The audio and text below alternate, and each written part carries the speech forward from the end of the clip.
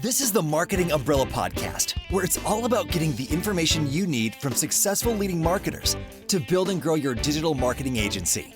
Brought to you by Itamar Shafir, founder and CEO of Umbrella, the technology platform and brand that is powering thousands of marketing agencies around the country. Find him at umbrellaus.com.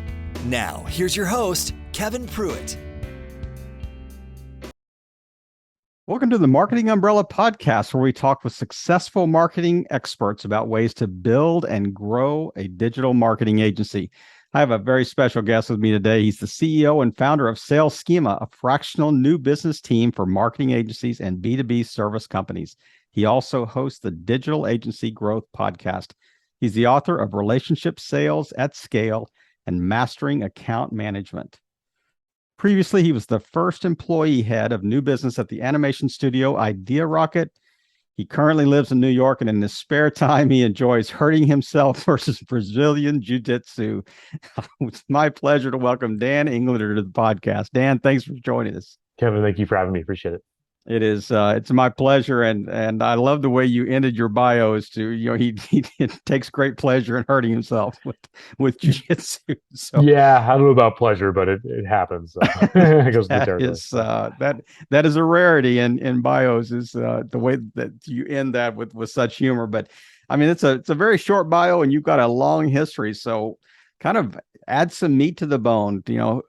Kind of give us the full 360 who Dan Englander is. Yeah, I'll do my best. So I basically moved to New York out of college in like 2010 and worked some internships, kind of like worked in catering and stuff, and eventually kind of like landed in the agency space. And I was working as an accounts person, pitching ideas and doing, some kind of copywriting, like utility player work. This was back when social media was new and cool, and companies would just give agencies tons of money to like manage a Facebook wall. And yeah, I did that for a little while. Throw money and, at you. Yeah. It was, and that happens where there's a new thing and then, it explodes. So I was kind of part of that, but in a very, entry level role. From there, moved on, was working as a very classic situation that I think I still see a lot with our clients in the agency space, which was the kind of like sales, client service hybrid role. I was selling animated video, creative services, into the enterprise market, funded startups, commercial work, and that kind of thing. And kind of really saw how hard it is to, for one, like balance those two things. I wasn't even the owner, but I was, an early employee. So dealing with managing a client relationship and a project and everything, and then in your spare time as a hobby, also being able to like sell and bring in business.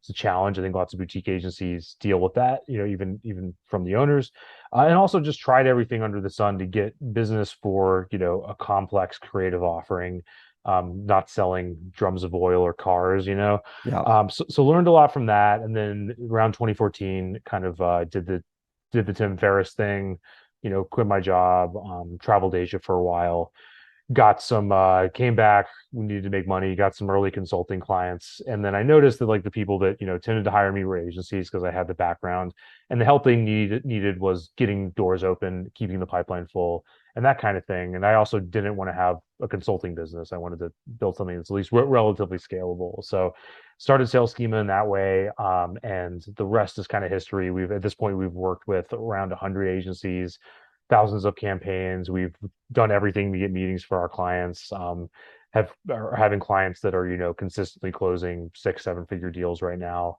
And it's through an approach that we haven't seen anyone else doing very well. And I sort of, and I'll get more into this, and I'll give you. We're going to drill down. I've got a special note to ask you about that, because it seems like a contradiction in terms almost. But to tease it out, and then I'll give you the mic back. Yeah.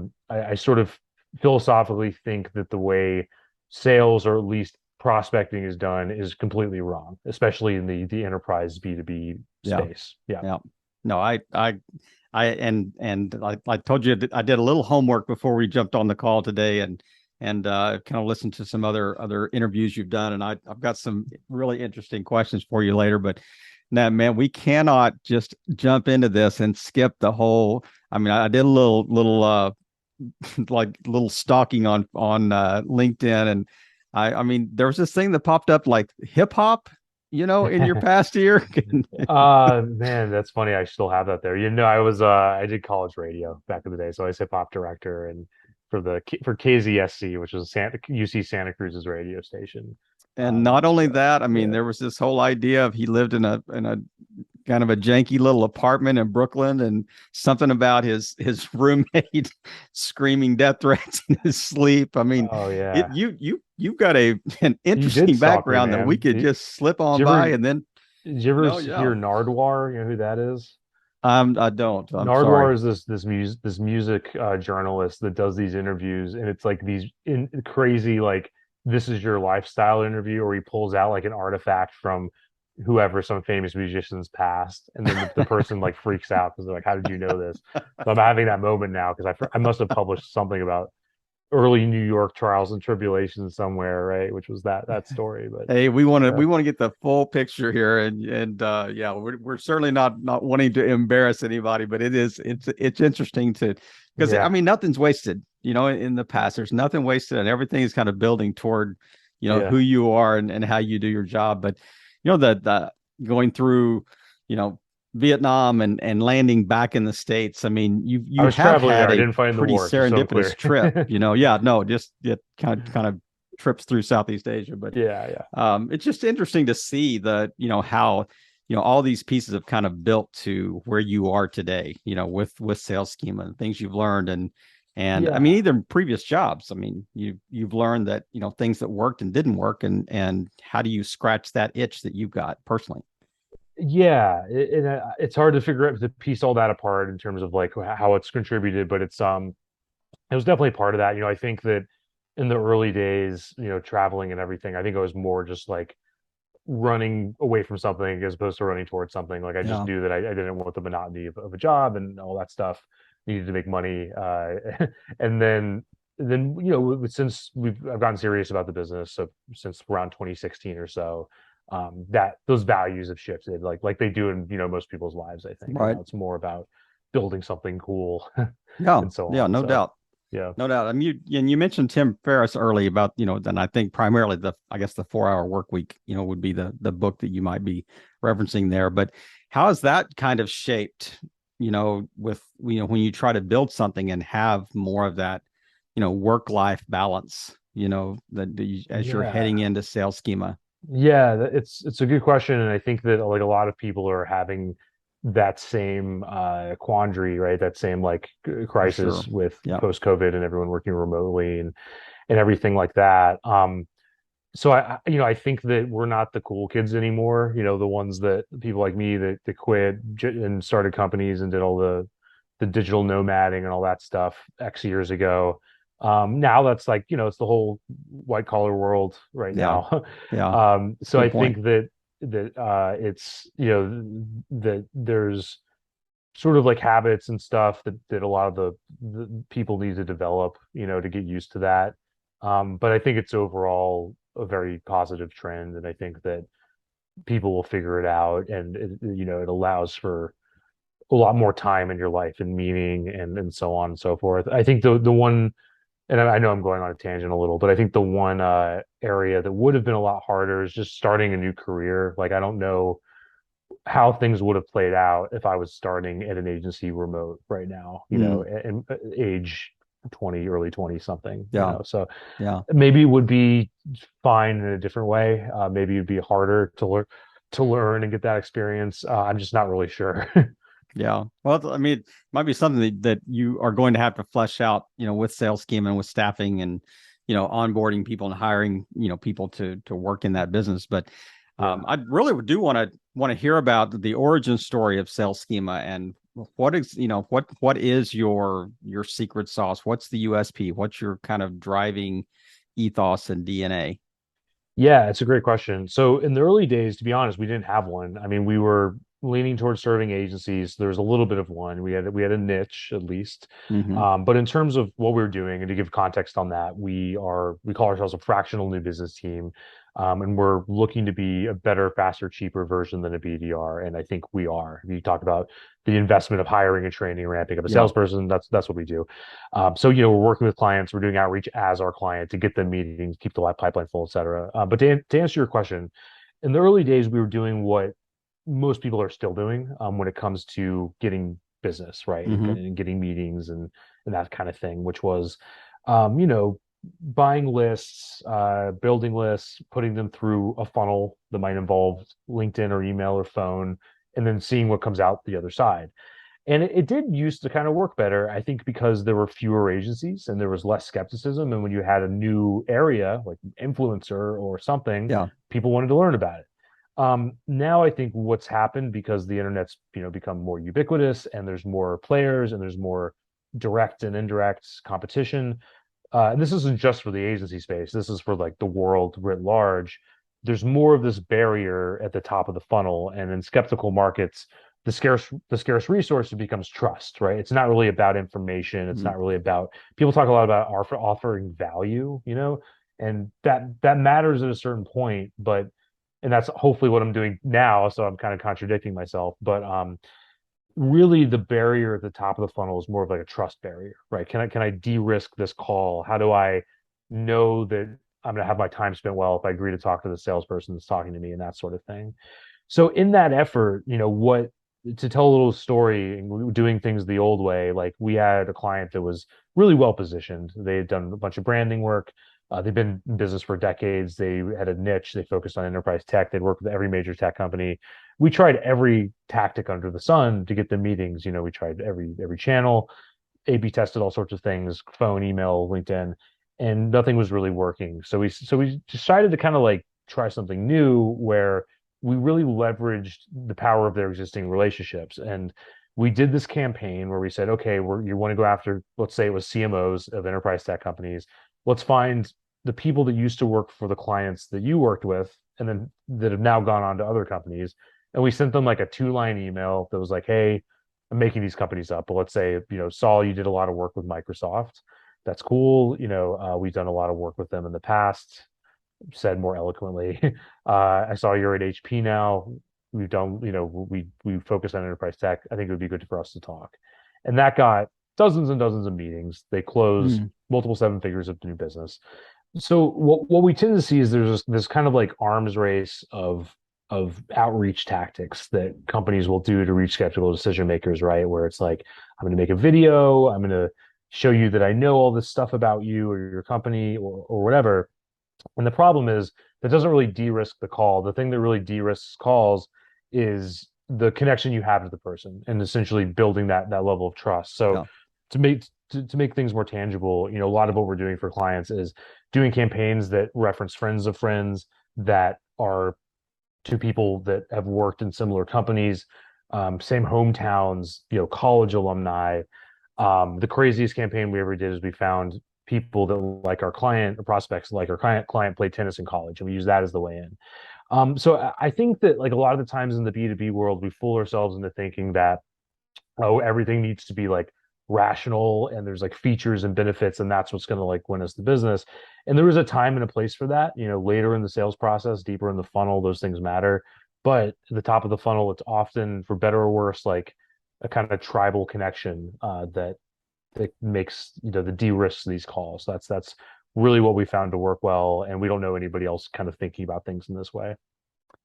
So, there's 1,000 questions that come to mind, but one of them is like, when you mention this idea of, how do you leverage the power of existing relationships? Like exactly what you said. So, to me, that almost harkens back to the old, the days of the Rolodex. This is Yeah. my Rolodex on the office that, I'm going to, when I need an accountant, I have an accountant. When I need this, when I'm trying to reach out to a certain company, I'm saying, who do I know that's in that company that's in this card file type thing? But how do you balance the I guess leveraging existing contacts without feeling like all you're doing is you're contacting me not because we have a relationship, but because you need something?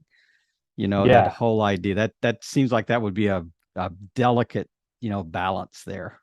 Well, it depends on the nature of the campaign, but the short answer is, you know, what we find is that most of our clients have built their companies on their Rolodexes. You know, they've Mm, usually have gotten from 0 to 1 on referrals. Sometimes companies get to this, you know, multi-million dollar levels just on the power of the Rolodexes, and personal networks. Yeah. But the issue is pretty much everybody in that position is kind of doing it in this haphazard way, right? So we're not really doing anything new. We're not like it's not rocket science. It's nothing like that unique. The thing that's new and unique is the focus and the scale, the relative scale of it, right? So to answer your question though, like a really common campaign we do is a referral based campaign, and you could do this at home, if you want to, with some technology and some data. It would be hard, but it's possible.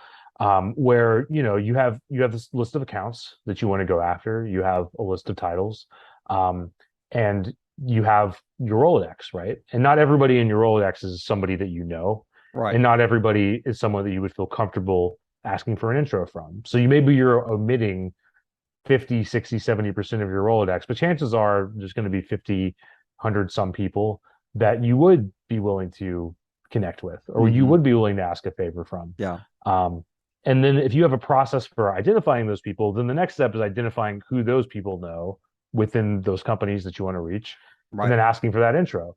And not all of them are going to be able to help you, but let's say half, but a lot will. What we find is when we do that, maybe half or more are like, yeah, I can help you out. And then now all of a sudden, instead of getting the haphazard, I know a guy sort of referral that happens like randomly, you're now really focused and you're batching up referrals into the companies by directing your energy that way. And that is really a game changer, because now you're getting introed into this company with like a level of trust through referral that you can't really fake any other way. So that's an example. That's a common campaign that we run. But your point is good, and that's true. But like in terms of asking for favors and stuff, what we find is that making it easy and being specific about who you want to meet, not just saying I want to meet this kind of person, but saying I saw you know so and so. Do you actually know them, and can you help me? And just being honest, saying like, I'm working on some new business initiatives. Is this something you feel comfortable with? And many people, are willing to help. And it's a classic thing. I don't know who said it, but like, asking somebody for a favor, it's not like you're taking money out of the bank. If anything, that even strengthens the relationship, because what you're communicating is like, I trust you enough to ask you for a favor. I feel like we're close enough that I can ask you for this. Right. Yeah. And that's a great clarification, I think, and the idea that and having the willingness to do that in a reciprocal fashion, that as they're reaching back out to you. And it's I don't want to chase this too far, but because I don't want it to be, I can chase it to its illogical conclusion here, but it's almost more than just like warm relationships or my network. It really is, the way you described it is almost like, how do you identify an interconnectedness? With our commonalities, even, that, so, okay, they here, we all went to the same university, may not know them, but there's a commonality there, or there's a, we work for the same company or same group of companies, or, that type of thing. Does that come into play as well when you're trying to look at these, I guess, warmer, networks or outreach channels? Yeah, absolutely. And that you kind of hit the nail on the head. And that's kind of how we're thinking about it. And in the book that I have behind me that I wrote, Relationship Sales and Scale, I talk a lot about the work of Robin Dunbar. He's a sociologist, and he came up with this idea of Dunbar's number, right? Which is like, the rough number of relationships you can have in your life. And it's in these different circles, right? So you might have, I'm paraphrasing his work, so, I might butcher it a little bit. But you might have, you have a circle of let's say 5 very close family members or friends that you confide in. You have another circle of 15. Those are general friends that you see pretty often. And then it kind of expands out roughly by thirds. So I think Dunbar's number itself, I think, refers to 150 people that you can maintain in your life on a first name basis, acquaintances, et cetera, maybe people you'd invite to like a big networking event or whatever for your company. And then my whole hypothesis on this is that dynamic continues on past that by thirds, right? So the next third, which is getting into the low thousands, are people that you don't know on a first name basis, but who would talk to you based on one of those commonalities, right? Yep. And there's a lot of those commonalities, but there's different things that are emotionally resonant. Could be, hometowns, college, previous experience at the same companies, background in a certain space. If you just say I'm in the marketing space, that's not really compelling. But if you're like, I've worked at I've worked in the big agency space and we've worked on similar clients, it sounds like, Yeah. then it's like, oh yeah, I worked on Acme. They were horrible. I know what Yeah. that's like. That's right. Now there's that connection. So that's kind of the way we're thinking about it. Yeah, and it's interesting because it's not only, I mean, it's almost like a honeycomb effect too. It's not just my network. It's now I'm connected to somebody, it's theirs as well. So it's an exponential growth as well. As you're kind of looking at linking these networks together, and especially as you go out, it's almost like the concentric circles of interconnectedness. As Dunbar was trying to describe, but I really Right. need you to help me here because I've got a little bit of an oxymoron going on in my mind. This Sure. relationship selling at scale. Uh-huh. That almost seems like that these are almost contradictory in nature. So, scaling would almost lend itself to just kind of the spaghetti on the wall, throwing spaghetti at the wall approach versus, really, and relationship scaling would almost say, okay, you're really drilling down and you're really micro focused on who you're reaching out to. So synthesize those two things for our audience.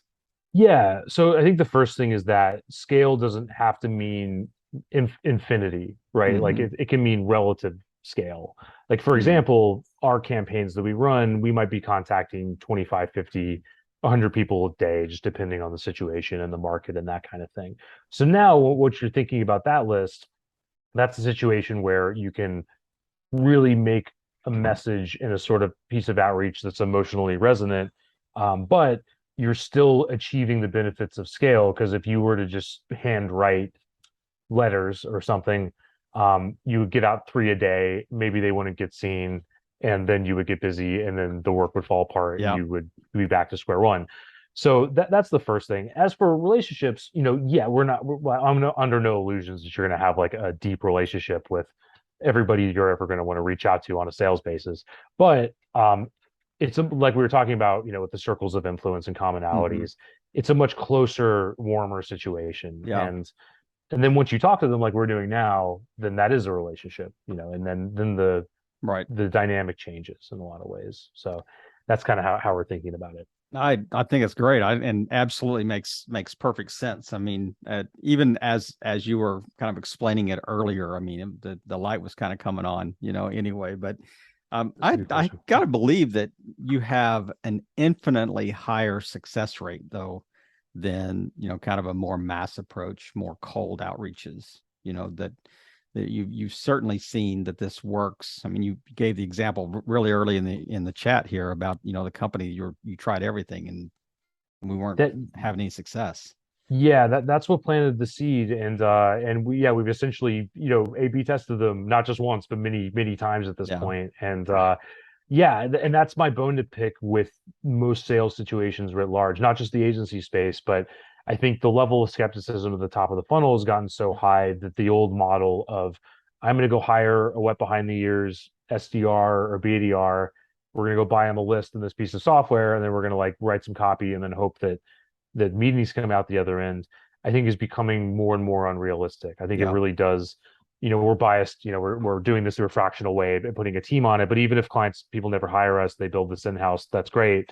But it takes a lot of thinking and creativity and so on to get right. The upside, though, is because of the data that we all have access to, and and all of that. There's a lot more that you can do, if you think about it and you direct your energy and you're creative about how you get these doors open and that kind of thing.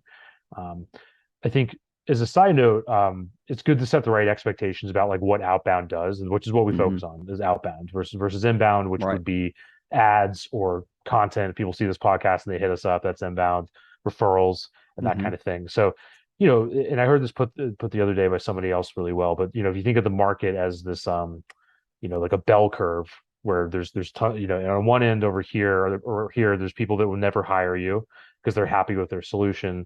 They're not worth your time. Maybe that's 10 or 20% of the market. On the other end are the people that are actively looking for a solution, right? The people that are to convert through an ad or get referred. They're saying, hey, I need help with this thing. Do you know anyone?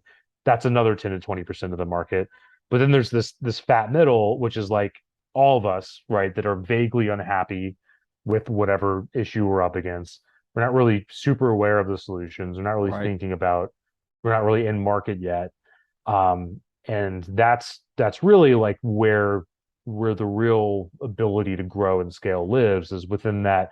I didn't make up this terms, but the zone of indifference, basically. Mm-hmm. Um, and that's who outbound's really reaching, right? Because the inbound side of things is like, it's like a what's the right word? It's like a really busy nightclub, right? It's everyone's competing for those same few clicks.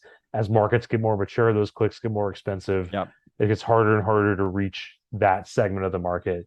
So that's what outbound's doing. So I think that like our clients that do really well with this are building a process around converting somebody from problem aware to sale, right? Mm-hmm. Which means that, we're getting doors open, but our clients are the ones who are really good about nurturing those people and bringing them through, and that's really where the real long-term growth happens, basically.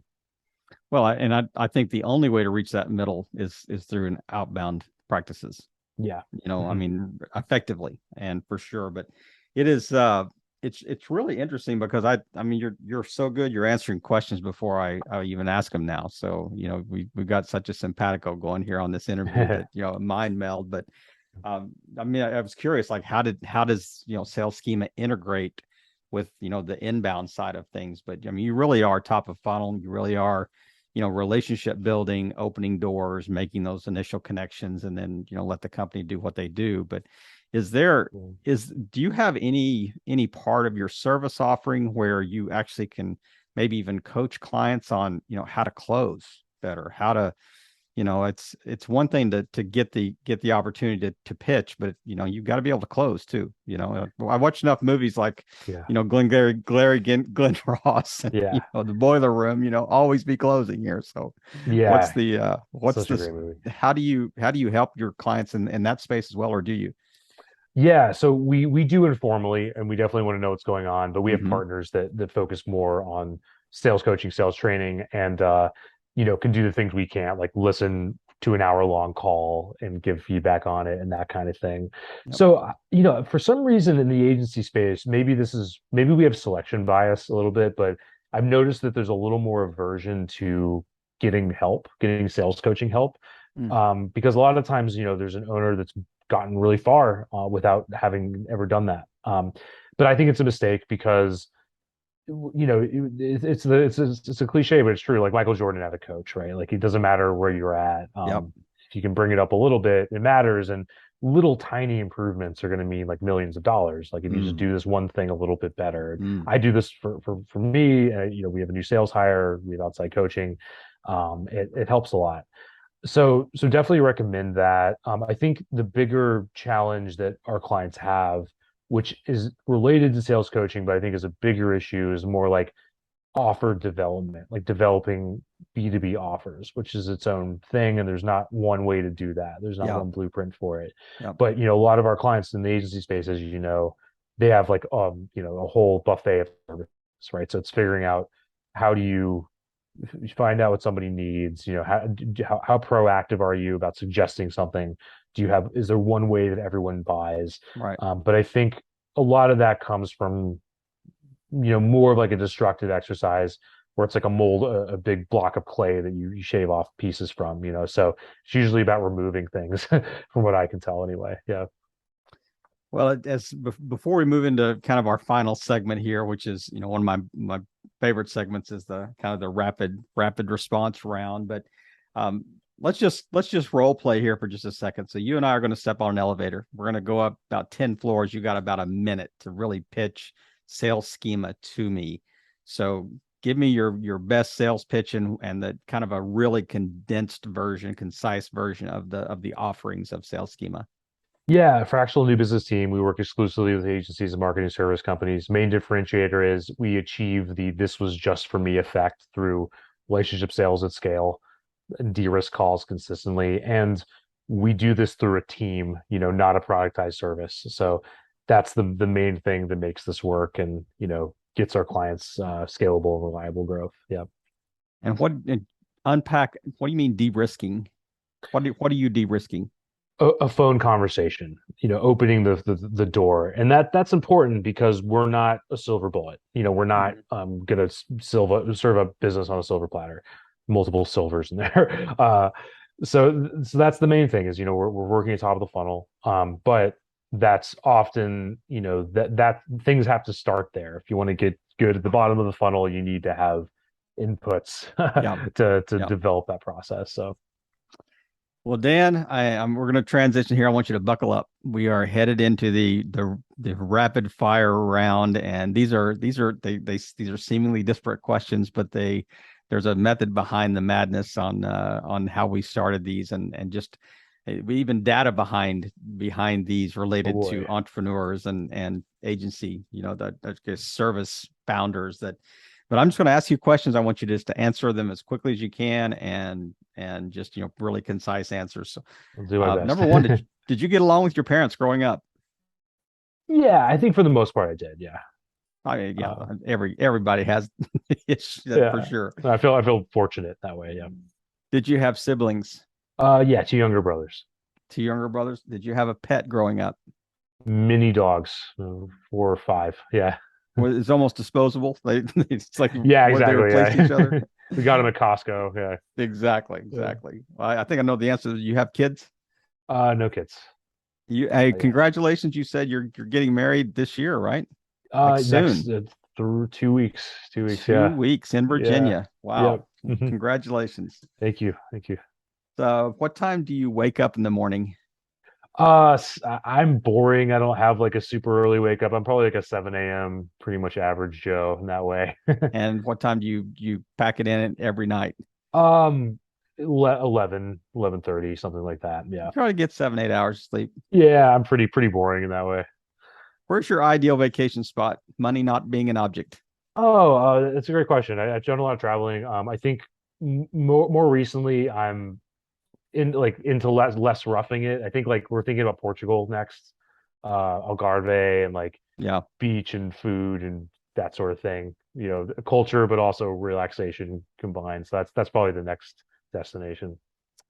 And how does faith come into play in business? That's a great question, man. I wish we had 2 hours for that. I consider myself roughly agnostic, personally, but I think, I think religion is just weaves itself into everything, even if you are an atheist. And there's business religions. If you think about Traction, like Gino Wickman or Mm, Vern Harnish, or mm. other people I'm forgetting, there's The essentially secret. Yeah. religions. Yeah.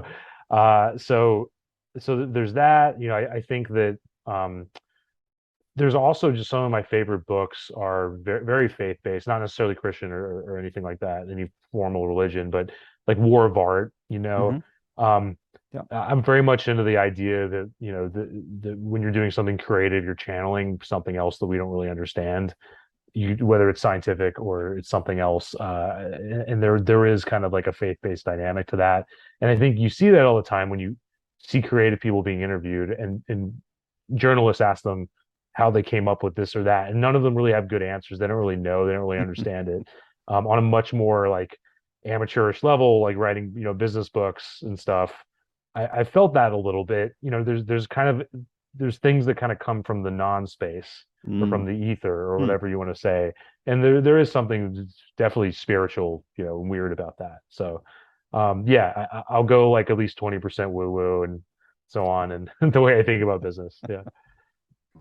Well, my friend, as we're wrapping up today, we've covered a lot of ground, but what is just a closing thought you would like to leave our audience with? We're just related to the space, sales schema, and just the marketing space as a whole.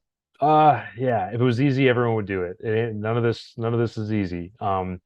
But I think that, well, at least what I'm trying to do, I'm not trying to like preach to everyone else is, and it sounds cliche, but just focus more on getting clarity and on figuring out what you want, or what you should want for the business, and then everything else kind of becomes easier. What a great way to wrap up, man! We really appreciate you taking the time again today to share with our audience, just being on the show and really unpacking sales schema for us and how it integrates in the overall marketing world. But once again, this is another episode of the Marketing Umbrella Podcast, where we chat with marketing experts providing insights to help agency owners scale and grow their marketing agencies.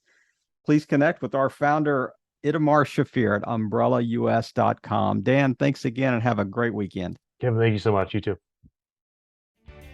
Thank you for tuning in to another great episode of the Marketing Umbrella Podcast, where we provide the information you need from successful leading marketers to build and grow your digital marketing agency. To learn more, go to umbrellaus.com.